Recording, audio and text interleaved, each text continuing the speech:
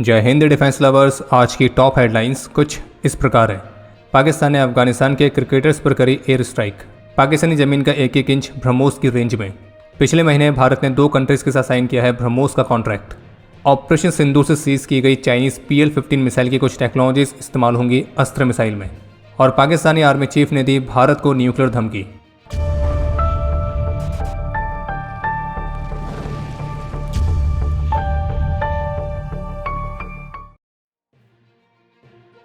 तो जैसा कि तय था, आज 18 अक्टूबर को लखनऊ फैसिलिटी में बनी ब्रह्मोस मिसाइल का जो पहला बैच है उसे भारतीय रक्षा मंत्री श्री राजनाथ सिंह और उत्तर प्रदेश के मुख्यमंत्री श्री योगी आदित्यनाथ ने हरी झंडी दिखाकर इंडियन आर्म फोर्सेस को डिलीवर होने के लिए रवाना कर दिया है। और आज इसी इवेंट को संबोधित करते हुए भारतीय रक्षा मंत्री श्री राजनाथ सिंह की तरफ से कुछ महत्वपूर्ण स्टेटमेंट्स भी देखने को मिली हैं।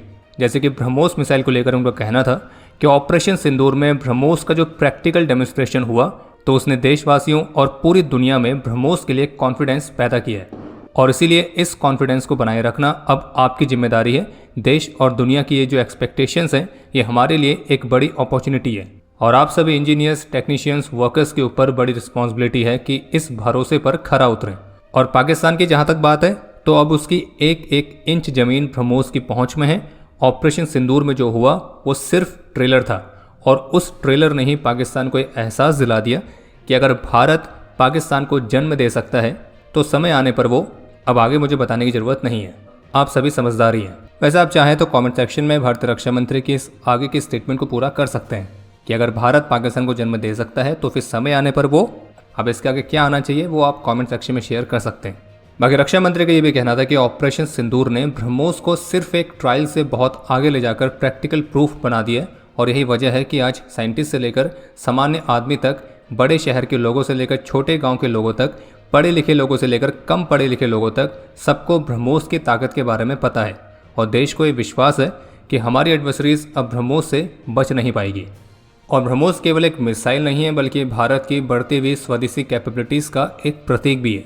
और बाकी अगर आपको ब्रह्मोस से इंस्पायर्ड मर्चेंडाइज में दिलचस्पी है तो आप squadron.in को विजिट जरूर करिए, जिसमें आप स्पेशल दिवाली सेल के तहत डिस्काउंट में प्रोडक्ट्स बाय कर सकते हैं। बस उसके लिए आपको कूपन कोड का इस्तेमाल करना है दिवाली।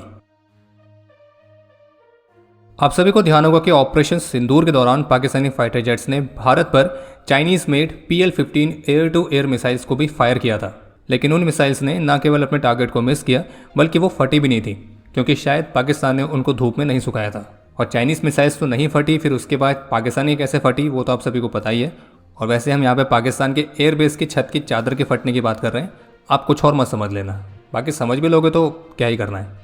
लेकिन अपडेट यह है कि हिंदुस्तान टाइम्स की तरफ से एक रिपोर्ट जारी की गई है जिसके मुताबिक ऑपरेशन सिंदूर के दौरान जो अनएक्सप्लोडेड PL-15 मिसाइल्स सीज की गई थी, तो उन मिसाइल्स के एक डिटेल्ड टेक्निकल एनालिसिस के बाद DRDO ने निर्णय लिया है कि इस चाइनीज मिसाइल के कुछ एडवांस्ड फीचर्स ऐसे हैं जिन्हें भारत अपने स्वदेशी अस्त्र मार्क 2 प्रोग्राम में शामिल करेगा।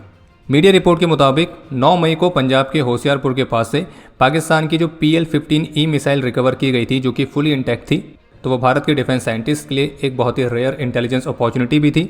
और पाकिस्तान को दिया गया चाइनीज PL-15 मिसाइल का जो एक्सपोर्ट वेरिएंट है PL-15E, जिसकी मारक क्षमता 145 किलोमीटर तक बताई गई है, तो एक्सपर्ट्स का कहना है कि ये मिसाइल इसलिए एक्सप्लोड नहीं हुई क्योंकि संभावित रूप से इसका जो सेल्फ डिस्ट्रक्ट मैकेनिज्म है उसमें कमी थी। और इस मिसाइल को संभावित रूप से पाकिस्तानी एयरफोर्स के जंग फाइटर 17 या फिर J-10CE से फायर किया गया था, जो कि अपने टारगेट को तो इंगेज नहीं कर पाई और भारत की टेरिटरी में लगभग 100 किलोमीटर अंदर आकर गिरी। हालांकि इस रिपोर्ट के मुताबिक DRDO ने जो इस मिसाइल का एनालिसिस किया है और इससे संबंधित जो रिपोर्ट रक्षा मंत्रालय को सबमिट की गई है, तो उसके बारे में ऑफिशियली तो ऐसा कुछ सामने नहीं आया है। लेकिन इस रिपोर्ट के मुताबिक इस चाइनीज़ वेपन के एग्जामिनेशन से ये भी आइडेंटिफाई हुआ है कि इस चाइनीज़ वेपन में कई सारे सुपीरियर फीचर्स भी हैं, जिसमें से एक है एडवांस्ड प्रोपेलेंट के साथ मिनिएचर AES रडार और उसके अलावा एक सोफिस्टिकेटेड एंटी जैमिंग कैपेबिलिटीज़। और यही सब एडवांसमेंट्स और विशेष रूप से जो रडार वाली टेक्नोलॉजी है तो उसे भारत अपने स्वदेशी अस्त्र मिसाइल डेवलपमेंट प्रोग्राम में शामिल करेगा। बाकी इस रिपोर्ट में एक अन्य ऑफिशियल के हवाले से भी बताया गया कि ऑपरेशन सिंदूर के बाद से अब पाकिस्तानी एयरफोर्स और भी लॉन्गर रेंज की PL-17 मिसाइल चाहती है। और इसके अलावा टर्की के कुछ और कामिकाज़े ड्रोन्स और US के भी हाईटेक वेपन्स की रिक्वायरमेंट पाकिस्तानी एयरफोर्स ने सबमिट करी है। सीज फायर का उल्लंघन करते हुए पाकिस्तान के मिलिट्री ने कायरतापूर्ण तरीके से पख्तिका प्रांत में एयर स्ट्राइक करी है और इस एयर स्ट्राइक में अफगानिस्तान के 3 यंग क्रिकेटर्स की जान गई है। और अफगानिस्तान का जो क्रिकेट बोर्ड है यानी कि ACB, तो उनकी तरफ से बताया गया कि ये जो यंग क्रिकेटर्स हैं ये ईस्टर्न पक्तिका प्रांत में एक फ्रेंडली मैच के लिए ट्रैवल कर रहे थे। और इन 3 प्लेयर्स के नाम है कबीर, सिबगतुल्लाह और हारून। और पाकिस्तान के इसी एयर स्ट्राइक में इन 3 यंग प्लेयर्स के अलावा 5 और अन्य लोगों की जान भी गई है। और निश्चित रूप से पाकिस्तानी रिजीम का ये एक बेहद ही कायरतापूर्ण तरीके से किया गया हमला था। और इसी हमले के बाद से अफगानिस्तान ने अगले महीने से होने वाली पाकिस्तान और श्रीलंका की टीम के साथ जो ट्राई नेशन सीरीज थी तो उससे अपने आप को बाहर निकाल लिया है। और अफगानिस्तान की T20 टीम के जो कैप्टन हैं राशिद खान, तो उन्होंने भी इस हमले की कड़ी निंदा करी है। और उनका ये भी कहना था कि सिविलियन इंफ्रास्ट्रक्चर्स को जो टारगेट किया गया है तो वो निश्चित रूप से अनैतिक और बर्बरतापूर्ण है। और इस तरह के जो अनलॉफुल एक्शंस हैं तो वो ह्यूमन राइट्स का गंभीर रूप से उल्लंघन है और इनको अनदेखा नहीं किया जाना चाहिए।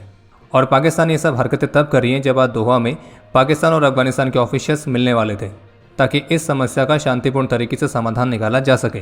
लेकिन पाकिस्तान ने कल ही ये एयर स्ट्राइक करी है और अफगान तालिबान के प्रवक्ता की तरफ से स्पष्ट रूप से कहा गया है कि हालांकि अफगानिस्तान एक शांतिपूर्ण समाधान के लिए प्रतिबद्ध है, लेकिन जो वर्तमान समय की घटनाएं हैं वो पाकिस्तान की आक्रामक गतिविधियों के कारण है। और अफगान तालिबान के जो रक्षा मंत्री हैं वो दोहा के लिए निकल चुके थे।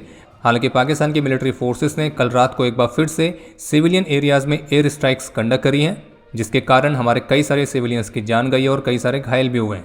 हम इसकी कड़ी निंदा करते हैं क्योंकि पाकिस्तानी फोर्सेस द्वारा बार बार किए गए अपराध हैं जो कि अफगानिस्तान की संप्रभुता का उल्लंघन है और पाकिस्तान की इस तरह की कार्रवाई उकसाने वाली है। और इसलिए अफगानिस्तान इन सभी उल्लंघनों का पर्याप्त जवाब देने का अधिकार रखता है। और आपको बता दें कि पक्तिका प्रांत में पाकिस्तान ने जो एयर स्ट्राइक करी है तो उसमें जिनकी जान गई है उनमें 2 बच्चे भी हैं।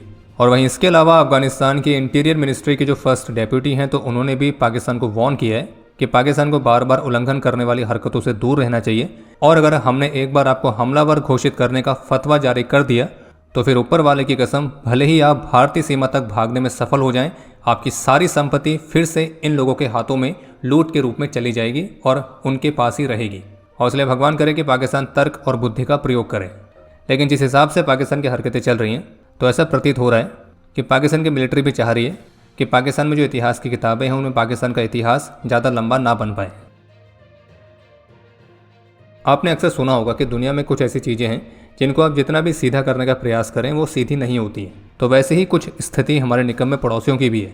तो हुआ यह कि अफगान तालिबान के हाथों पैंट रिमूविंग सेरेमनी करवाने के बाद भी अब पाकिस्तान के जो फील्ड मार्शल आसिम मुनीर हैं तो उन्होंने फिर से कुछ एंटी इंडिया स्टेटमेंट्स जारी किए हैं। और पाकिस्तानी आर्मी चीफ की तरफ से स्टेटमेंट्स आई हैं पाकिस्तानी मिलिट्री एकेडमी में पासिंग आउट परेड को संबोधित करते समय, जिसमें उनका कहना था कि हम आपके बयानबाजी से कभी नहीं डरेंगे, ना ही आपके दबाव में आएंगे और बिना किसी हिचकिचाहट के मामूली से उकसावे का भी पूरी दृढ़ता से, पूरी क्षमता से जवाब देंगे। और अगर आगे चलकर कोई तनाव होता है तो उसके पूरे क्षेत्र और उसके बाहर विनाशकारी जो परिणाम होंगे तो उसकी पूरी जिम्मेदारी भारत पर होगी। और आसिम मुनीर ने यह भी कहा है कि परमाणु शक्ति वाले इस माहौल में युद्ध के लिए कोई जगह नहीं है। यानी कि एक तरह से इनडायरेक्टली भारत को न्यूक्लियर धमकी दी गई है, जो कि पाकिस्तान को ही पता केवल धमकी ही है, क्योंकि अगर पाकिस्तान ने कभी भी गलती से भी न्यूक्लियर वेपन भारत पर इस्तेमाल किया तो ये निश्चित है कि वो पाकिस्तान की आखिरी ही गलती होगी। बाकी इसी दौरान पाकिस्तानी आर्मी चीफ ने अफगानिस्तान को लेकर भी स्टेटमेंट्स दी हैं, जिसमें उसने अफगानिस्तान को शांति और अराजकता में से चुनने को कहा है। और ये भी कहा है कि पाकिस्तान में जो अफगानिस्तान की ज़मीन से हमले होते हैं तो अफगान के एडमिनिस्ट्रेशन उन आतंकियों के खिलाफ इमीडिएट एक्शन भी ले। और ये बातें भी वो देश कर रहा है जो कि खुद एक से बढ़कर एक सुअरों का गढ़ है। और जितने भी सुअरों के संगठन हैं, चाहे वो जैश, लश्कर, हिजबुल, ये सारे के सारे पाकिस्तान में ही पाए जाते हैं। और पाकिस्तान की मिलिट्री किस तरह से उनको पूरा सपोर्ट देती है तो ये तो अब किसी से भी छुपा हुआ है नहीं। और हाल ही में जो ऑपरेशन सिंदूर हुआ था तो उसमें जो बहुत सारे सुअर होरीफाइड हुए थे, तो उन सुअरों के फ्यूनरल में अब पाकिस्तानी मिलिट्री के टॉप ब्रास को देख सकते हैं। और आसिम मुनीर ने भारत को धमकी देते हुए ये भी कहा है कि अगर भारत फिर से कोई नया युद्ध शुरू करने की कोशिश करेगा तो पाकिस्तान एक्सपेक्टेशंस के बियॉन्ड जाके कार्रवाई करेगा और हमारे वेपन्स की रीच भारत की डीप तक है और हम बहुत कुछ कर देंगे। और तो और भिखारिस्तान ने भारत को इकोनॉमिक थ्रेट्स भी दिए हैं, मतलब हमारी अर्थव्यवस्था को भी धमकी दी गई है। वैसे हमें लग रहा है कि अगर आसिम पनीर इतनी धमकी दे रहा है तो संभावित रूप से उसने एक नया बंकर तो बना ही लिया होगा। बाकी आसिम पनीर को याद होना चाहिए कि अगर अगली बार कुछ और शुरू होता है और अगर भारतीय नौसेना उसकी ओपनिंग करती है तो फिर 1971 में कुछ हुआ था तो वैसा ही कुछ दोबारा से भी देखने को मिल सकता है।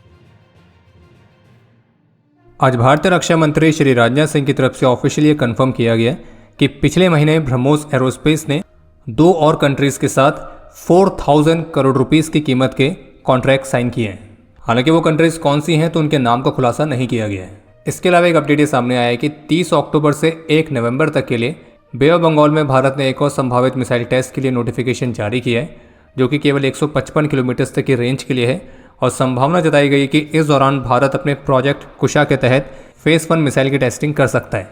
बाकी अब समय है आज के इतिहास का। आज के दिन 1994 में MiG-21 के क्रैश में फ्लाइट लेफ्टिनेंट पंकज अहलुवालिया ने अपना सर्वोच्च बलिदान दिया था। आज के दिन 2003 में ऑपरेशन रक्षक के दौरान अपने अदम्य साहस और वीरता का परिचय देते हुए लेफ्टिनेंट धीरेन्द्र सिंह अत्री वीर गति को प्राप्त हुए थे और इन्हें मरणोपरांत कीर्ति चक्र से सम्मानित किया गया। और आज भारत की कोर ऑफ मिलिट्री पुलिस का रेजिंग डे भी है। तो चलिए आपके लिए आज का प्रश्न है कि जो मिलिट्री पुलिस होती है तो उसका प्राइमरी टास्क क्या होता है। और अब समय है आज के टॉप 3 कमेंट्स का, जो ये रहे आपकी स्क्रीन पर।